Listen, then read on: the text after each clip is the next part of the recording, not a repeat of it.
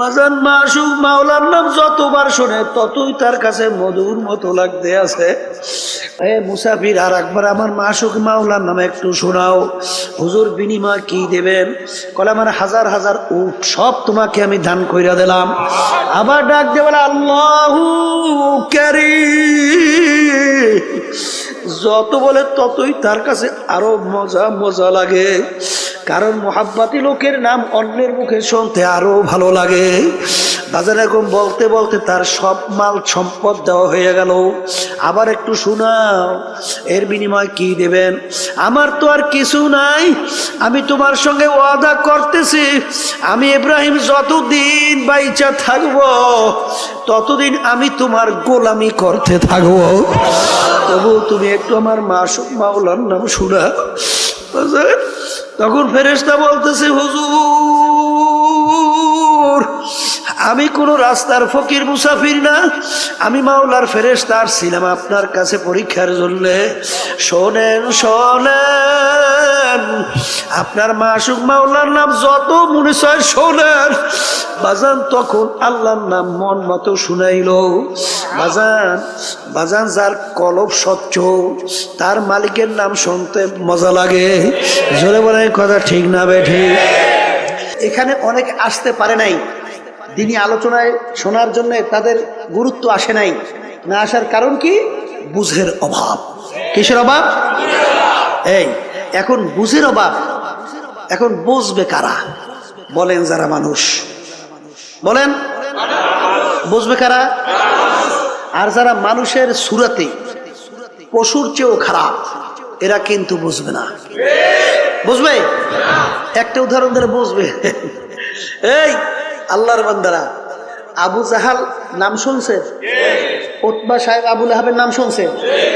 আল্লাহ রাসূল সাল্লাল্লাহু আলাইহি ওয়াসাল্লামের পবিত্র জবান থেকে দ্বীনের দাওয়াত, আল্লাহ রাসূল সাল্লাল্লাহু আলাইহি ওয়াসাল্লামের থেকে অসংখ্য মুআজিজা প্রকাশ পাওয়ার পরেও তারা স্বচক্ষে দেখা ওরা কি বুঝছিল? দিন গ্রহণ করছে, ঈমান আনছে? আনে তো নাই, বরঞ্চ ওদের বুঝটা সব উল্টা বুঝছে। কি কথা বলেন না কেন? বুঝটা কি বুঝছে? যেমন একটা ঘটনা আবু জাহেল জানেন। এই আবু কুবায়স যে পাহাড় আল্লাহর ঘরের পাশে, ঠিক না? ওই পাহাড়ের কাছে বসে আল্লাহ একদিন কাঁদতেছে। তখন আবু জাহাল উটের পিঠে যাইতে আছে, দেখে ভাতিজা কান্দে। বলতেছে, ভাতিজা তুমি কান্দো কেন? তোমার আব্বা নাই আম্মা নাই, এগুলো তুমি আফসোসে কান্দো? ভাতিজা তুমি ওঠো আমার সঙ্গে, চলো। আল্লাহ রাসূল সাল্লাল্লাহু আলাইহি ওয়াসাল্লাম বলতেন, চাচা যান, আমাকে কাঁদার সুযোগ দেন, আপনি আমাকে পিঠে উঠেন না। কল না, তোমাকে রাইখে আমি যাইতে পারবো না। তা আবু জাহাল জোর করিয়েই পিঠের মধ্যে উঠেছে। এখন আবু জাহাল সামনে, আল্লাহ রাসূল সাল্লাল্লাহু আলাইহি ওয়াসাল্লাম পিছনে। এখন উটের পিঠে উঠাবার পরেই উটকে এত ধরনের চেষ্টা করতেছে, উট আর সামনে যায় না। উট পাও খামি দিয়ে আটকে উঠে গেছে। এখন তো আবু জাহাল বিরক্ত হয়ে উটের গায়ে বাড়ি মারে, এ উট চল। উট বলতেছে আল্লাহর কুদরত, জবান খুলে গেছে। উট ডাক দিয়ে বলে, আবু জাহাল তুমি পিছনে বসাইছো কাকে? সরদার দো জাহান মুহাম্মদুর রাসূলুল্লাহ সাল্লাল্লাহু আলাইহি ওয়াসাল্লাম। তুমি সামনে, সরদার দো জাহান পিছনে। আমার জান যাইতে পারে, জীবন যেতে পারে, এক পা আমার উঠ সামনে পাওয়া যাবে না। তুমি মুহাম্মদকে সামনে আনো, নালে উঠ চলবে না। যখন ভাতিজাকে সামনে আনলো, এখন উঠ এমন বিদ্যুৎ ভাগে দৌড় শুরু করলো, কোন কাজে লাগাম টাইনিয়ে রাখতে পারে না, যে অ্যাক্সিডেন্ট করবে না মরবে না কি করবে। বলতেছে এত জোরে চলো, থাম। কলে কাজ হবে না, আমার যে কিসমত সরদারের দোসান আমার পিঠে উঠবে কোনোদিন আমি চিন্তা করি নাই, আজকে আমাকে কোনো কোনো থামাই রাখতে পারবে না। এই আবু জাহাল এই ঘটনা দেখার পরে মুত্তালিব তার কাছে যাইয়া ভাতিজারে রাইখে বলতেছে, যে এই ছেলেটাকে সুন্দরভাবে দেখে শুনে আদর করিয়া রাইখে, আমাদের বংশের গৌরব হবে। সব দেখে শুনে বুঝা উঠে কথা বললো, আবু জাহেল শুনলো। কিন্তু ওর বুঝ কিন্তু আস্তে করে না একটু। ওর বুঝ হয়েছে, ওর বুঝ হয়েছে, কোনোদিন হবে না। শুধু তাই না, ওর সামনে চন্দ্র আল্লাহর হাবিব ইশারার মাধ্যমে 2 টুকরো করে ফেলাইছিল এবং হাতের ইশারায় চন্দ্র 2 টুকরাই মিললে চন্দ্র হয়ে গেছিল, কিন্তু ওর কিন্তু বুঝ হয় নাই। হাতের ভিতরে পাথর, পাথরে কথা বললে বলল যে আমরা হাতের ভিতরে 3টা পাথর, এই কথা বলার পরেও কিন্তু, দেখার পরেও কিন্তু আবু জাহেলের বুঝ হয় নাই। কথা বলেন না কেন? এইরকম এক শ্রেণী কিন্তু থাকবে, এদের কিন্তু বুঝ আসবেও না, হবেও না। জোরে বলেন কথা ঠিক কিনা? আল্লাহ রাব্বুল আলামিন কুরআন কারীমের ভিতরে বলছেন এক শ্রেণী এরকম জাহেল আছে, এই যারা দেখেও দেখবে না, শুইনাও শুনবে না, বুঝাও বুঝবে না, উলাইকা কাল আনআম বাল হুম আদাল। আল্লাহ বলতেছেন এই শ্রেণীর মানুষগুলো চতুষ্পায় জানোয়ারের মতো। এরপর বলতেছে এর চেয়েও খারাপ। এরপর বলতেছেন শাররুল বারিয়া, কুত্তা শিয়াল শুয়োরের চেয়েও এক শ্রেণী আছে খারাপ। যত মাখলুকাত আল্লাহ সৃষ্টি করছেন এর ভিতরে সবচেয়ে 18,000 কম বেশি মাখলুকাতের ভিতরে নিকৃষ্ট জানোয়ারের নাম হলো শূকর। নিকৃষ্ট জানোয়ারের নাম কি? শূকরের নাম শোনেন নাই? এই আল্লাহর বান্দা, শূকরের চামড়া আপনি যত কায়দা দাবাগাত করেন, প্রসেস করেন, শূকরের চামড়া কোনোদিন পাক হয় না।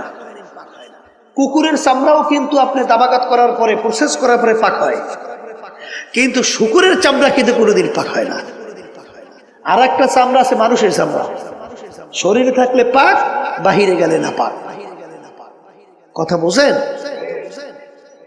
শূকরের চেয়েও এক শ্রেণীর মানুষ আছে কি খারাপ। কে বলছেন? জোরে কোন? শাররুল বারিয়া, কুত্তা শিয়াল শুয়োরের চেয়েও খারাপ। দেখেও দেখবে না, বুঝাও বুঝবে না, শুইনাও শুনবে না। এই শ্রেণীর মানুষগুলো কুত্তা শিয়াল শুয়োরের চেয়েও খারাপ।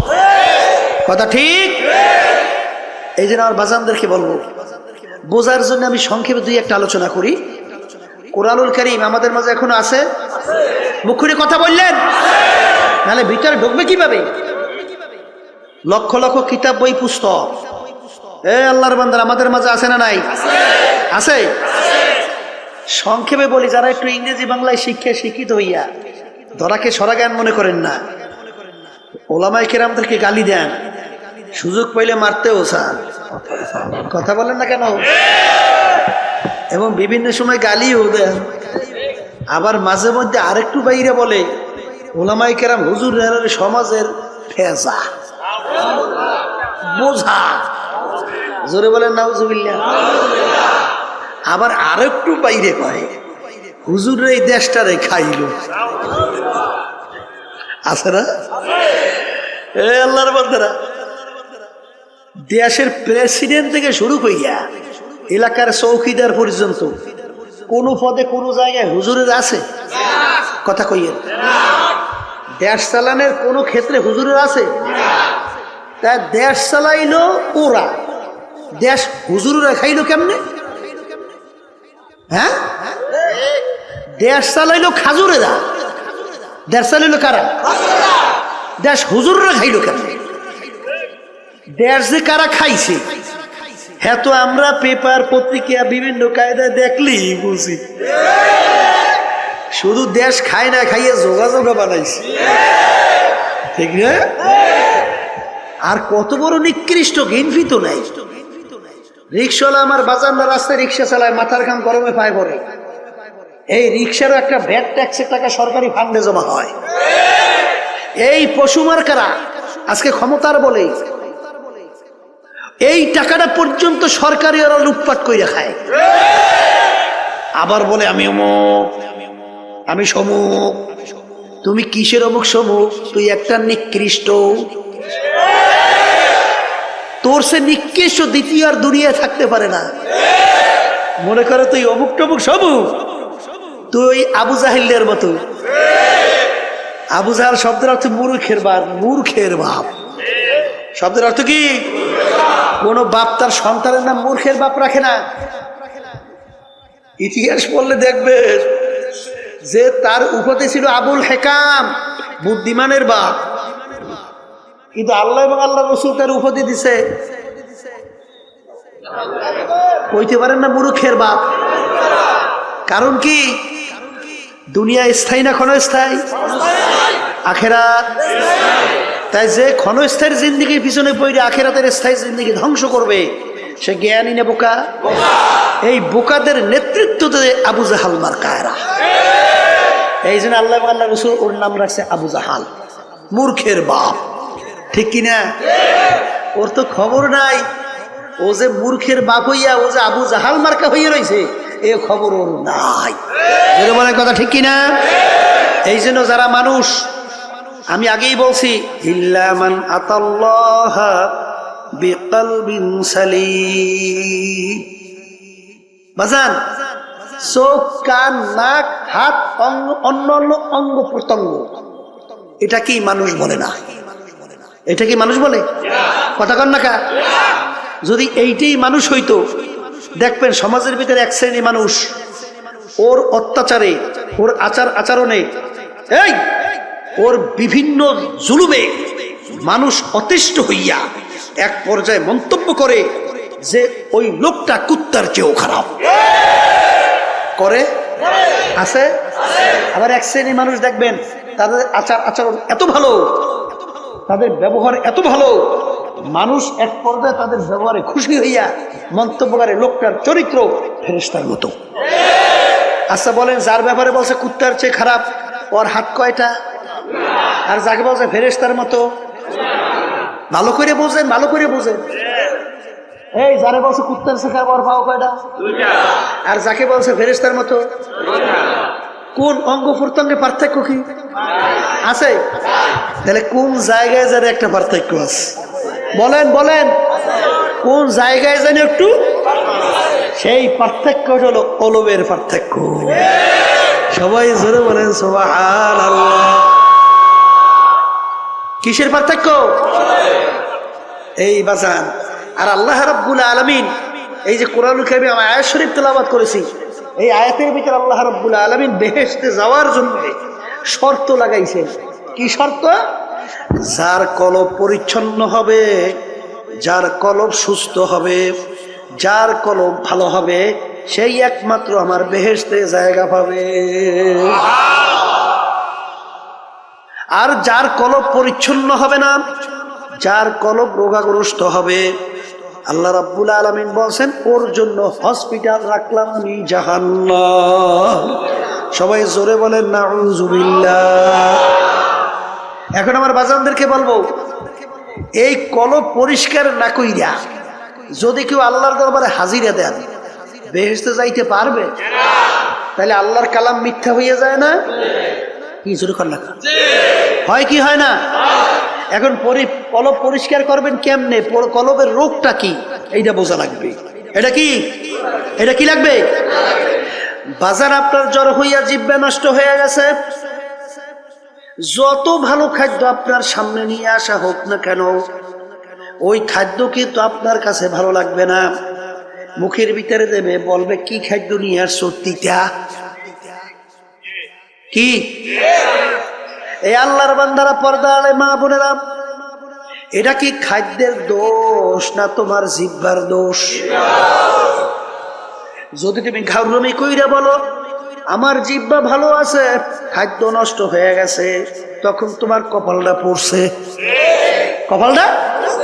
আর যখন সবাই বলতেছে এ আল্লাহর বান্দা খাদ্য কিন্তু ভালো আছে, রোগ হইয়া নষ্ট হয়ে গেছে, তুমি এখনো কেন বসে আছো? যাও, তাড়াতাড়ি যাও, হসপিটালে ভর্তি হও, ডাক্তারের পরামর্শ নাও, প্রেসক্রিপশন অনুযায়ী ঔষধ খাওয়া শুরু করো। কি জোরে বলেন কথা ঠিক কিনা? যার কপাল ভালো সে কিন্তু বাজান ডাক্তারের কাছে যাইয়া পরামর্শ নেবে, আর যার কপাল খারাপ সে কিন্তু পরামর্শ নেবে না, ও কিন্তু রোগ আক্রান্ত হইয়া হার্টে অ্যাটাক করে মারা যাওয়ার সম্ভাবনা। এই কথা ঠিক নেবে? ঠিক ঠিক বাজান। তোমার আমার কলব স্বচ্ছ ভালো আছে কিনা কিভাবে বুঝবা? এক শ্রেণী আমার বাজানরা যখন আজানের শব্দ শোনে তখন সেই আল্লাহর বান্দা বান্দি পাগল হইয়া যায়, কিভাবে তাড়াতাড়ি ওযু কইরা প্রস্তুত নিয়া মসজিদের ভিতরে দৌড়াইবে। এই জোরে বলেন কথা ঠিক কিনা? যখন লাগি ফজরের সময় মুয়াজ্জিন মসজিদের ভিতরে আজান দেয়, আস-সালাতু খায়রুম মিনান নাওম, ঘুম হইতে নামাজ ভালো। ওই আল্লাহর বান্দা বান্দি বাজান দেখ এই ঠান্ডার মধ্যে ল্যাপ তোষক মুড়া দিয়ে ঘুমায়, যখন শোনে আস-সালাতু খায়রুম মিনান নাওম, ঘুম হইতে নামাজ ভালো, সে কম্বল ফালাইয়া লাভ দিয়া উঠা ঠান্ডা পানিতে ওযু কইরা পাগলের মতো উঠা মসজিদের দিকে দৌড়ায়, যাই আল্লাহর সামনে আল্লাহু আকবার বইলা আল্লাহর সামনে দাঁড় হইয়া যায়। যখন কথা ঠিক না বে ঠিক, যে আল্লাহর বান্দা বান্দি বাজান কলব ভালো, আমার মাওলার যখন নাম শোনে তার কাছে এমন মধুর লাগে। বাজান ইব্রাহিম নবী সালাতু ওয়াস সালাম একদিন খানা খাইতেছে, ফেরেশতারা বলতেছে রব্বুল আলামিন ইব্রাহিম আলাইহিস সালাতু ওয়াস সালাম নবুয়তি পাইয়া বাদশাহী পাইয়া এত কিছু ক্ষমতাবান হইয়া তোমাকে মনে হয় ভুলে গেছে, তোমার মোহাব্বত কইমে গেছে, একটু পরীক্ষা করতে চাই। আল্লাহ রাব্বুল আলামিন বলে যাও একটু পরীক্ষা কইরা দেখো। বাজান ফেরেশতারা মুসাফিরের সূরাতে, আল্লাহু আকবার, কি সূরাতে? মুসাফিরের সূরাতে বাড়ির দরজায় আইসা করুণ সুরে ডাক দেয়, আল্লাহু কারীম।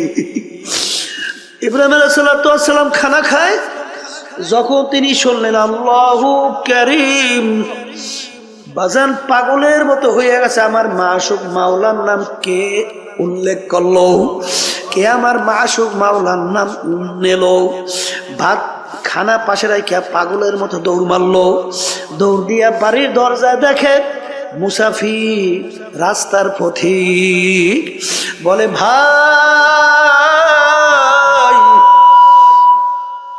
তুমি আমার মাশুক মাওলার নাম আলোচনা উল্লেখ করছিলা, তুমি আমার মাশুকের নাম নিয়ে তুমি ডাক দিছিলা, তুমি আর একবার একটু আমার মাশুক মাওলার নাম শোনাও।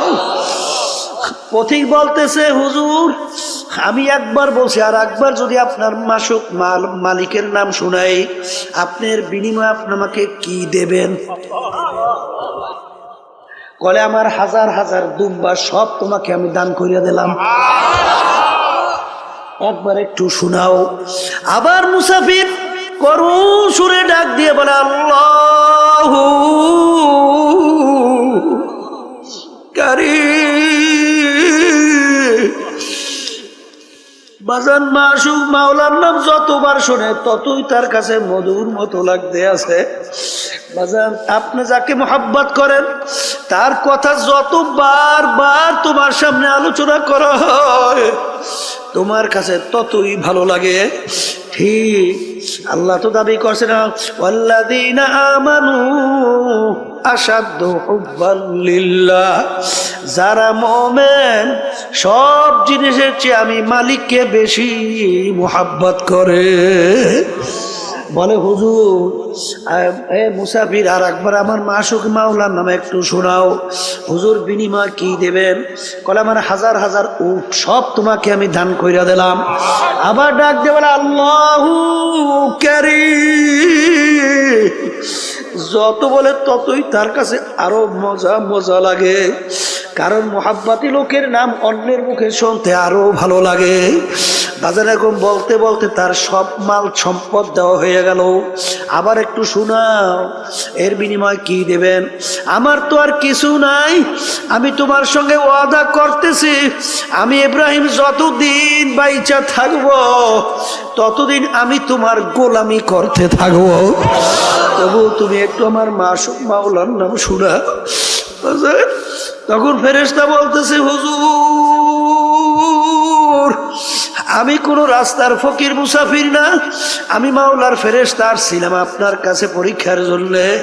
শোনেন শোনেন বাজান আপনার মাসুক মাওলার নাম যত মনে চায় শোনেন বাজান, তখন আল্লাহর নাম মন মতো শুনাইল। বাজান বাজান যার কলব স্বচ্ছ তার মালিকের নাম শুনতে মজা লাগে। জোরে বলেন কথা ঠিক না বেঠি? এ আল্লাহর বান্দারা, পর্দা আলে মা বোনেরা, তোমার কলব ভালো না মন্দ তুমি কেমনে বুঝবা? এক শ্রেণী মানুষ ওর কাছে ঢোল বাদ্য গানের আওয়াজ ভালো লাগে। আর একটু আসতে কন, এই আছে জোরে কন, আছে জোরে কন, আছে। তার কাছে আজানের শব্দ বিশ্বাস শব্দের মতো মনে হয়। জোরে বলেন কথা ঠিক না বে ঠিক? তার কাছে আল্লাহর নাম শুনলে বিরক্ত লাগে।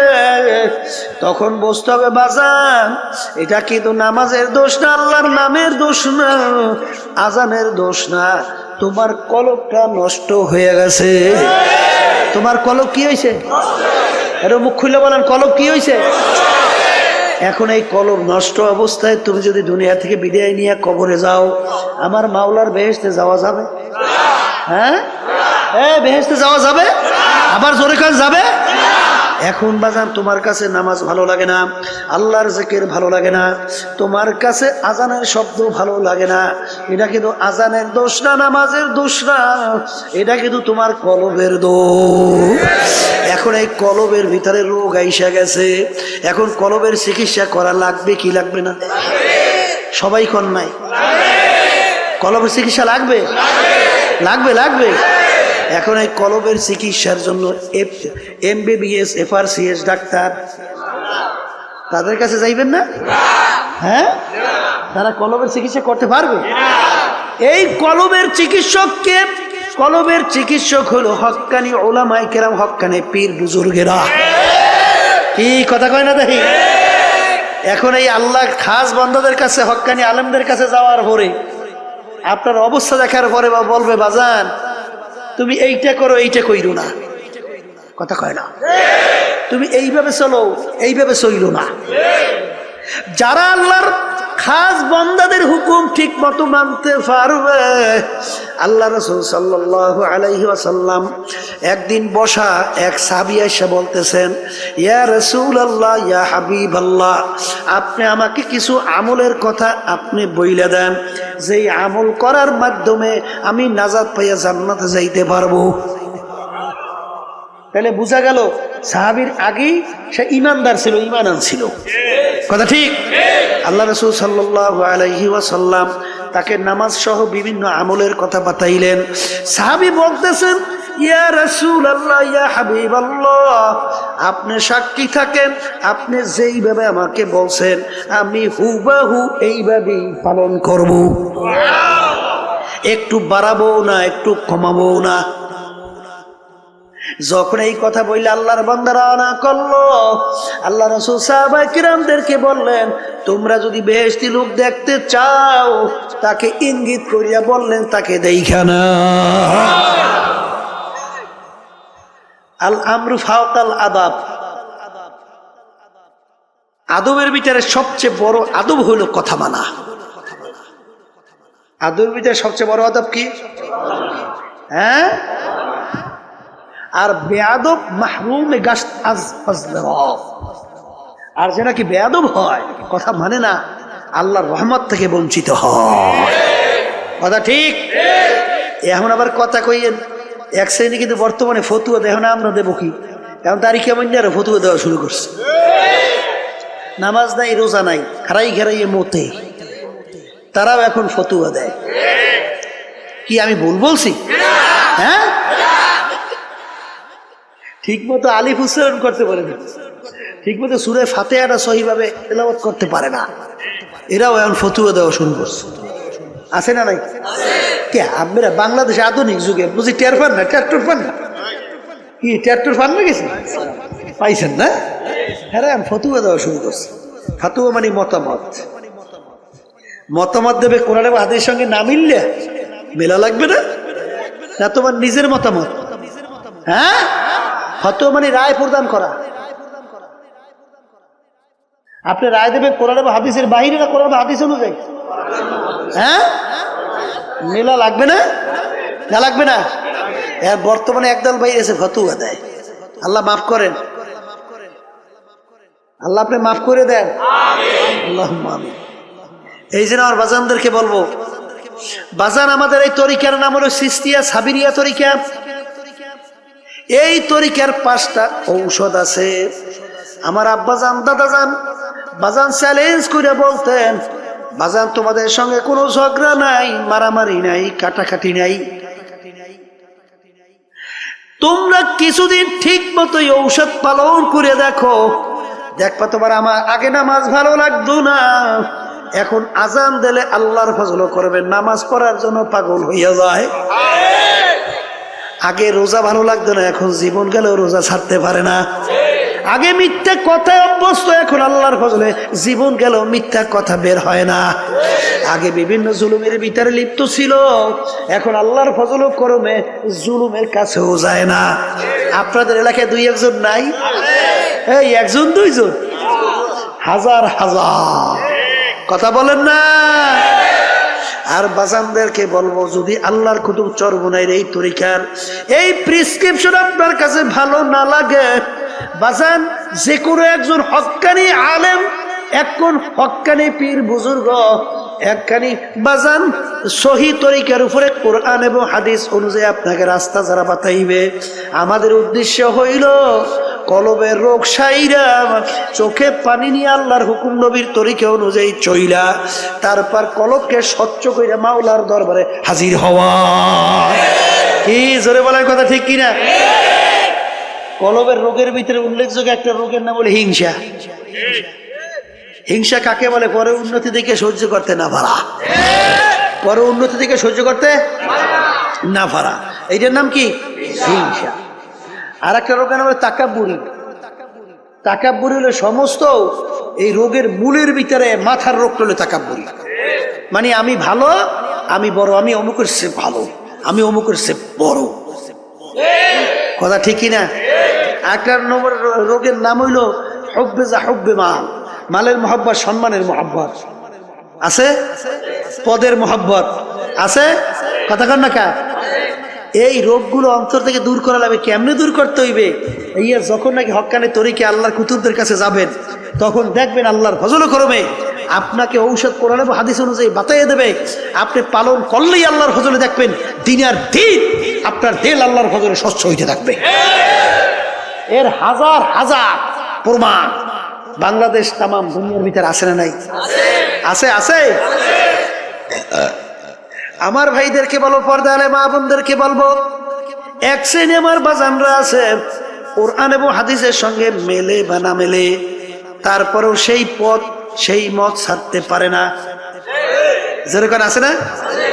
শুনছিলাম এক বেদাতি, মানে নামাজ নাই, রোজা নাই, পর্দা নাই, সুন্নাত নাই, কোরআন এবং হাদিসের সঙ্গে তার কার্যক্রম কোনো মিল নাই, কিন্তু তারপরেও সেখানে দৌড়াদৌড়ি করে বলে, বাজান আপনাদের পীর নামাজ, বাবা যে নামাজ পড়ে না, পর্দা যে নাই, সুন্নাত যে নাই, আপনি তারপর পিছনে দৌড়ান কা? কলে থুন ফালাইয়া, বাবার কথা যদি জাহান্নামে যাওয়া লাগে যাব।